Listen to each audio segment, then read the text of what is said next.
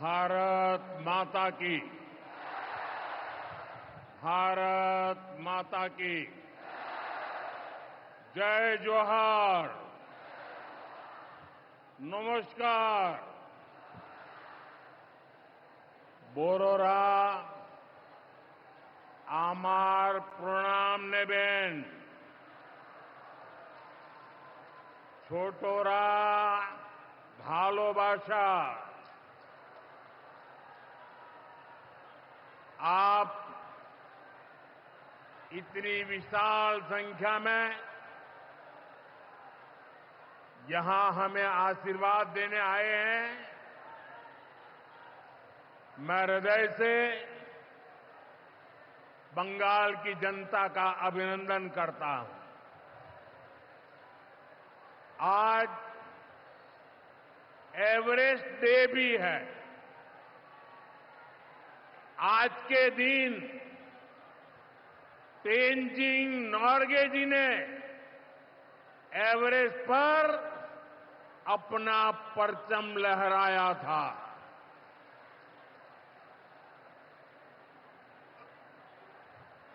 उनके सम्मान में हम भी अपना तिरंगा फहराएंगे।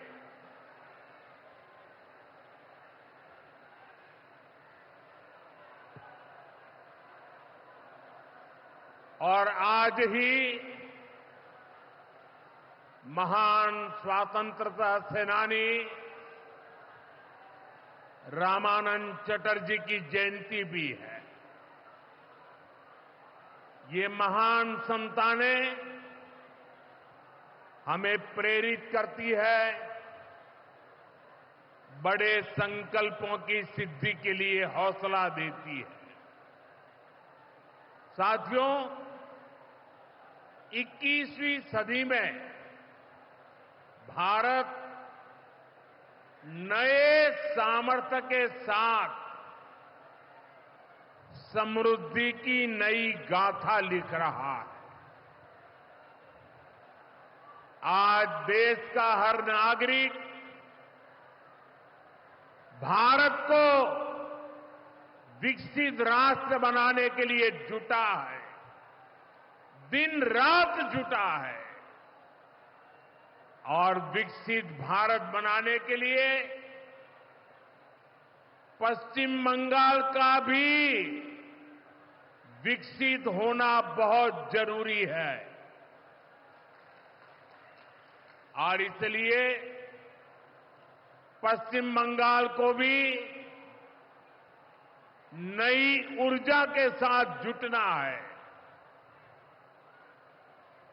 बंगाल को फिर उसी भूमिका में आना होगा जो कभी यहां की पहचान थी। इसके लिए जरूरी है कि पश्चिम बंगाल फिर से नॉलेज का, ज्ञान विज्ञान का केंद्र बने। बंगाल मेक इन इंडिया का एक बहुत बड़ा सेंटर बने। बंगाल देश में पोर्ट लेड डेवलपमेंट को गति दे। बंगाल अपनी विरासत पर गर्व करते हुए, उसे संरक्षित करते हुए तेज गति से आगे बढ़े। साथियों, केंद्र की भाजपा सरकार इसी संकल्प के साथ काम कर रही है। भाजपा पूर्वोदय की नीति पर चल रही है। बीते दशक में बीजेपी सरकार ने यहां के विकास के लिए हजारों करोड़ों का निवेश किया है। अब से कुछ देर पहले यहां सिटी गैस डिस्ट्रीब्यूशन नेटवर्क का शुभारंभ भी हुआ है। केंद्र सरकार के प्रयासों से ही कल्याणी एम्स बना है। न्यू अलीपुरद्वार और न्यू जलपाईगुड़ी जैसे रेलवे स्टेशनों का पुनर्विकास किया जा रहा है। बंगाल की व्यापारिक गतिविधियों को उत्तर भारत से जोड़ने के लिए डेडिकेटेड फ्रेट कॉरिडोर बन रहा है। कोलकाता मेट्रो का अभूतपूर्व विस्तार किया गया है।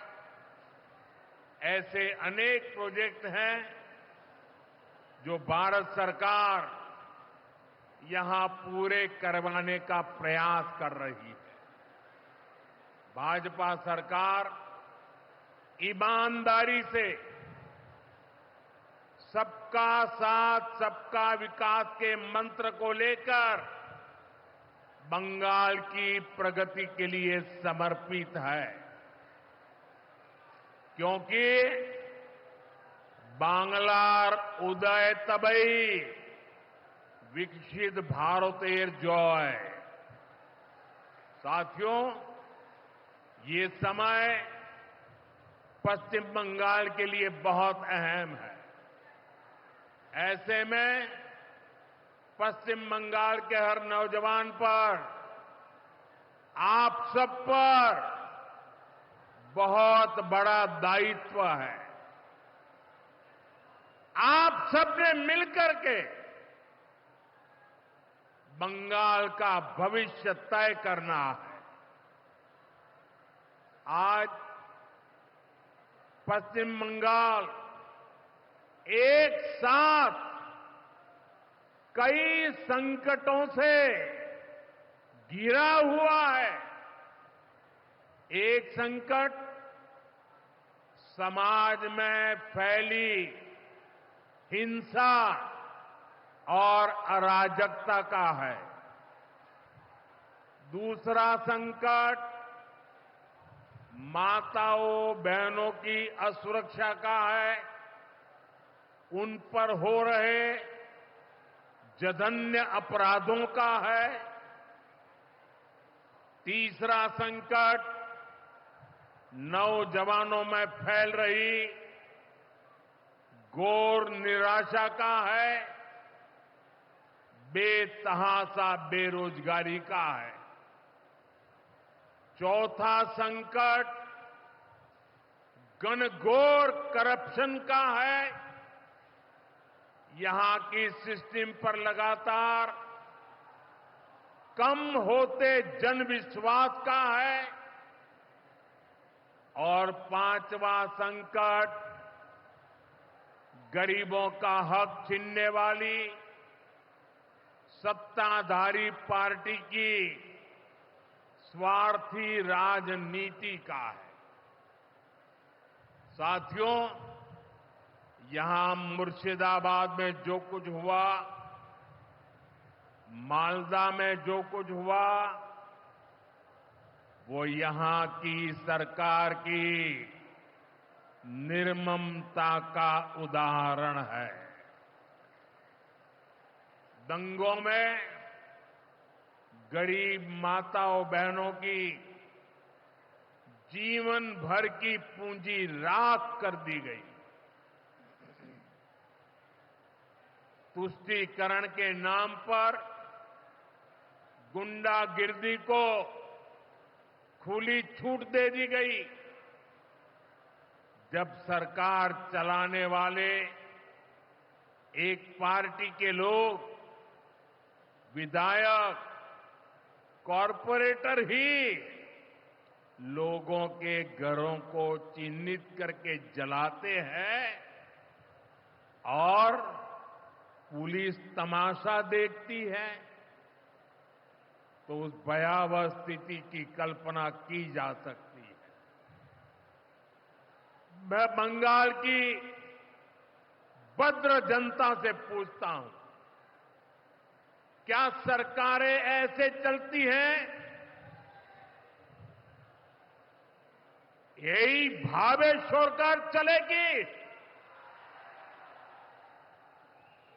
साथियों, बंगाल की जनता पर हो रहे इन अत्याचारों से यहां की निर्मम सरकार को कोई फर्क नहीं पड़ता। यहां बात बात पर कोर्ट को दखल देना पड़ता है। बिना कोर्ट के बीच में आए कोई भी मामला सुलझता ही नहीं है। बंगाल की जनता को अब टीएमसी सरकार के सिस्टम पर भरोसा नहीं है। यहां की जनता के पास अब सिर्फ कोर्ट का आसरा ही है। इसलिए पूरा बंगाल कह रहा है, बंगाल में मची चीख पुकार, नहीं चाहिए निर्मम सरकार। बांग्लार चित्कार लागबे ना, निर्मम सरकार। साथियों, भ्रष्टाचार का सबसे बुरा असर नौजवानों पर पड़ता है, गरीब और मिडिल क्लास परिवारों पर होता है। भ्रष्टाचार कैसे चारों तरफ बर्बादी लाता है, ये हमने टीचर भर्ती घोटाले में देखा है। टीएमसी सरकार ने अपने शासनकाल में हजारों टीचर्स का फ्यूचर बर्बाद कर दिया, उनके परिवारों को तबाह कर दिया, उनके बच्चों को असहाय छोड़ दिया। टीएमसी के घोटालेबाजों ने सैकड़ों गरीब परिवार के बेटे बेटियों को अंधकार में धकेल दिया है। ये सिर्फ कुछ हजार टीचर्स के भविष्य के साथ खिलवाड़ नहीं है, बल्कि पश्चिम बंगाल के पूरे एजुकेशन सिस्टम को बर्बाद किया जा रहा है। टीचर्स के अभाव में लाखों बच्चों का भविष्य दांव पर है। इतना बड़ा पाप टीएमसी के नेताओं ने किया है। हद तो ये है कि ये लोग आज भी अपनी गलती मानने को तैयार नहीं है। उल्टा देश की अदालत को, न्यायपालिका को, कोर्ट को दोषी ठहराते हैं। साथियों, टीएमसी ने चाय बागान में काम करने वाले साथियों को भी नहीं छोड़ा है। यहां सरकार की कुनीतियों के कारण टी गार्डन लगातार बंद होते जा रहे हैं। मजदूरों के हाथ से काम निकलता चला जा रहा है। यहां पीएफ को लेकर जो कुछ भी हुआ वो बहुत शर्मनाक है। ये गरीब मेहनतकश लोगों की कमाई, उस पर डाका डाला जा रहा है। टीएमसी सरकार इसके दोषी लोगों को बचाने की कोशिश कर रही है। और मैं बंगाल के मेरे भाई बहन आपको विश्वास दिलाने आया हूं, भाजपा ये नहीं होने देगी।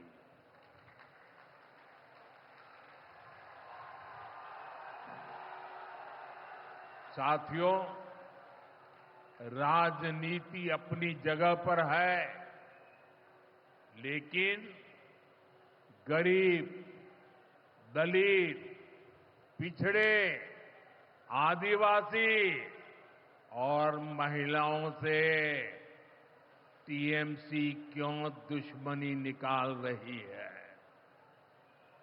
पश्चिम बंगाल के गरीब, एससी, एसटी, ओबीसी के लिए जो भी योजनाएं देश में चल रही है, उनमें से बहुत सारी योजनाएं यहां लागू ही नहीं होने दी जा रही है। पूरे देश में करोड़ों लोगों को आयुष्मान योजना के तहत मुफ्त इलाज मिल चुका है, लेकिन मुझे दुख के साथ कहना पड़ रहा है, इसका फायदा पश्चिम बंगाल के मेरे भाई बहनों को नहीं मिल रहा। पश्चिम बंगाल का कोई साथी अगर दिल्ली, बेंगलुरु, चेन्नई गया है, उसको वहां मुफ्त इलाज नहीं मिल पाता है, क्योंकि निर्मम सरकार ने बंगाल के अपने लोगों को आयुष्मान कार्ड देने ही नहीं दिया। आज देश भर में 70 वर्ष से ऊपर के बुजुर्गों को 5 लाख रुपए तक मुफ्त इलाज की सुविधा मिल रही है। मैं तो चाहता हूं कि पश्चिम बंगाल में भी 70 वर्ष से ऊपर के सभी बुजुर्गों को मुफ्त इलाज की सुविधा मिले, लेकिन टीएमसी सरकार ये नहीं करने दे रही है। केंद्र की बीजेपी सरकार देश भर में गरीब परिवारों को पक्के घर बनाकर दे रही है, लेकिन पश्चिम बंगाल में लाखों परिवारों का घर नहीं बन पा रहा है, क्योंकि टीएमसी के लोग इसमें भी गरीब के पास से कट और कमीशन की मांग कर रहे हैं। आखिर टीएमसी सरकार आप लोगों को लेकर इतनी निर्मम क्यों है? साथियों, यहां की निर्मम सरकार के जितने उदाहरण दो वो कम है। पश्चिम बंगाल में बहुत बड़ी संख्या में हमारे विश्वकर्मा भाई बहन हैं। ये लोग हाथ के हुनर से अनेक प्रकार के काम करते हैं। इनके लिए पहली बार भाजपा सरकार विश्वकर्मा योजना लाई है। इसके तहत देश के लाखों लोगों को ट्रेनिंग मिली है, पैसा मिला है, नए टूल मिले हैं, आसान ऋण मिला है, लेकिन पश्चिम बंगाल में 8 लाख एप्लीकेशन अभी भी लटकी पड़ी है। निर्मम सरकार उस पर बैठ गई है, क्योंकि टीएमसी सरकार इस योजना को भी लागू नहीं कर रही है। साथियों, टीएमसी सरकार की मेरे आदिवासी भाई बहनों से भी दुश्मनी कुछ कम नहीं है। देश में पहली बार जनजातियों में भी सबसे पिछड़ी जनजातियों के लिए पीएम जनमन योजना बनाई गई है। पश्चिम बंगाल में बहुत बड़ा आदिवासी समाज है। टीएमसी सरकार गरीब आदिवासियों का विकास भी नहीं होने दे रही है। उसने पीएम जनमन योजना को यहां लागू नहीं किया। टीएमसी हमारे आदिवासी समाज को भी वंचित ही रखना चाहती है। साथियों, टीएमसी को आदिवासी समाज के सम्मान की परवाह नहीं है। 2022 में जब एनडीए ने एक आदिवासी महिला को राष्ट्रपति उम्मीदवार बनाया तो सबसे पहले विरोध करने वाली पार्टी टीएमसी थी। बंगाल के आदिवासी इलाकों की उपेक्षा भी यही दिखाती है कि इन्हीं आदिवासी समाज से टीएमसी वालों को कोई लगाव नहीं है, कोई लेना देना नहीं। साथियों, कुछ दिन पहले दिल्ली में नीति आयोग की गवर्निंग काउंसिल की बहुत महत्वपूर्ण बैठक हुई। ये एक अहम मंच होता है जहां देश भर के मुख्यमंत्री मिलकर विकास पर चर्चा करते हैं। लेकिन अफसोस की बात है कि इस बार बंगाल सरकार इस बैठक में मौजूद ही नहीं रही। दूसरे गैर भाजपा शासित राज्य आए, सभी दल के नेता आए, हमने साथ बैठकर चर्चा की, लेकिन टीएमसी को तो सिर्फ और सिर्फ 24 घंटा पॉलिटिक्स करना है और कुछ करना ही नहीं है। पश्चिम बंगाल का विकास, देश की प्रगति उनकी प्राथमिकता में है ही नहीं। साथियों, केंद्र सरकार की जिन योजनाओं को यहां लागू किया भी गया है, उनको पूरा नहीं किया जा रहा। पीएम ग्राम सड़क योजना के तहत पश्चिम बंगाल के गांवों के लिए 4000 किलोमीटर की सड़कें स्वीकृत की गई। इनको पिछले साल तक पूरा हो जाना था। 4000 किलोमीटर तो छोड़िए, यहां 400 किलोमीटर सड़कें भी नहीं बन पाई है। साथियों, इंफ्रास्ट्रक्चर के काम से सुविधाएं भी बनती है और रोजगार भी बनते हैं।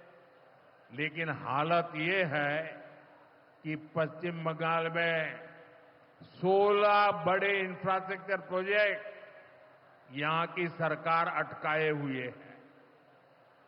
ये 90,000 करोड़ रुपए से अधिक के प्रोजेक्ट हैं। कहीं रेल लाइन आनी थी, रुकी पड़ी है। कहीं मेट्रो बननी थी, रुकी पड़ी है।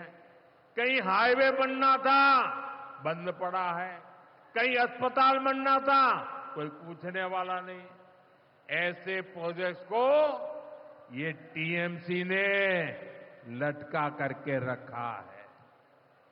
ये पश्चिम बंगाल के आप लोगों के साथ बहुत बड़ा धोखा है। साथियों, आज जब सिंदूर खेला की इस धरती पर आया हूं, तो आतंकवाद को लेकर भारत के नए संकल्प की चर्चा स्वाभाविक है। 22 अप्रैल को पहलगाम में, जम्मू कश्मीर में आतंकियों ने जो बर्बरता की, उसके बाद पश्चिम बंगाल में भी बहुत गुस्सा था। आपके भीतर जो आक्रोश था, आपका जो गुस्सा था, उसको मैं भली भांति समझता था। आतंकवादियों ने हमारी बहनों का सिंदूर मिटाने का दुस्साहस किया। हमारी सेना ने उनको सिंदूर की शक्ति का एहसास करा दिया।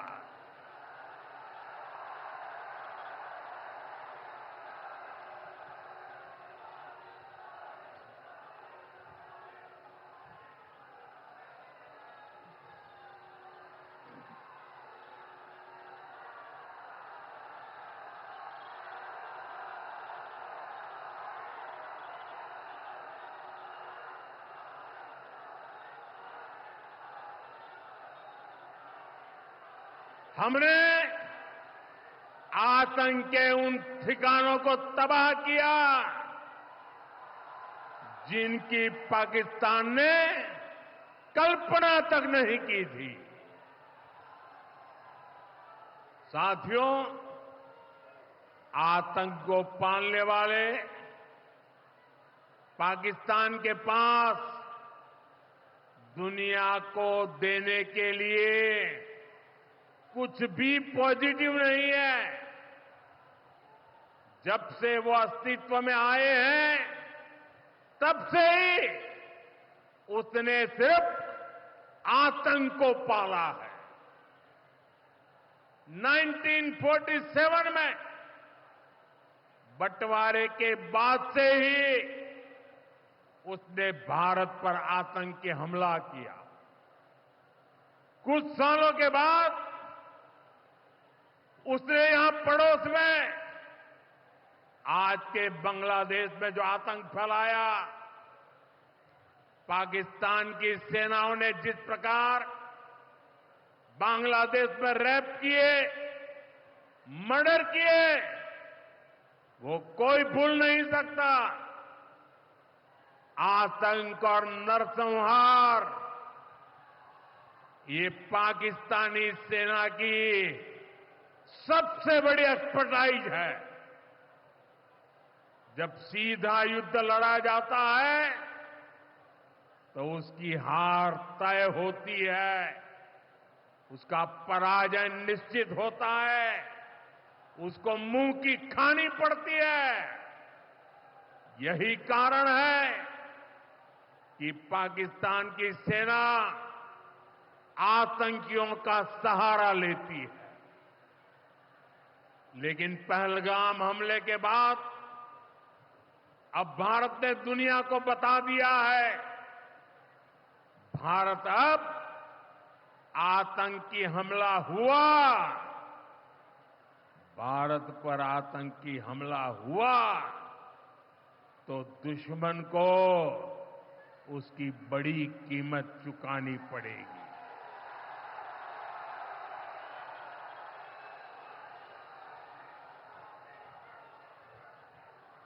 और पाकिस्तान समझ ले,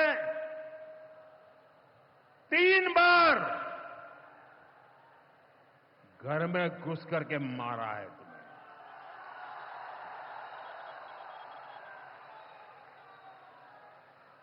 हम शक्ति को पूजने वाले लोग, हम महिषासुर मर्दिनी को पूजते हैं। बंगाल टाइगर की इस धरती से 140 करोड़ भारतीयों का ऐलान है। ऑपरेशन सिंदूर अभी खत्म नहीं हुआ है।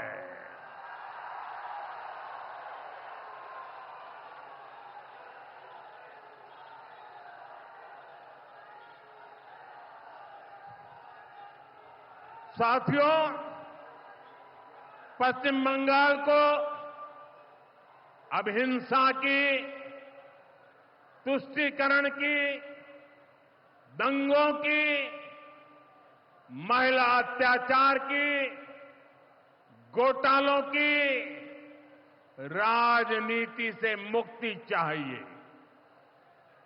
अब पश्चिम बंगाल के सामने भाजपा का विकास मॉडल है।